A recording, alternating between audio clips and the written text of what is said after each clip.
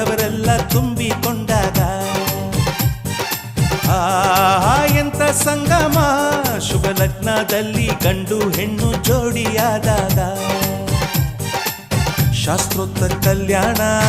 ಏನ್ ಚಂದ ಕೇಳಣ್ಣ ಭೂಮಿಗೆ ಸ್ವರ್ಗಾನ ತಂದಂತೆ ನೋಡಣ್ಣ ಮನ ಬಂದ ಹಾಗೆ ಮಾಡಲು ಮದುವೆ ವ್ಯಾಪಾರ ಅಲ್ಲಣ್ಣ ಎಂತ ಸಂಭ್ರಮ ಮನೆ ತುಂಬ ಬಂಧು ಬಾಂಧವರೆಲ್ಲ ತುಂಬಿಕೊಂಡಾಗ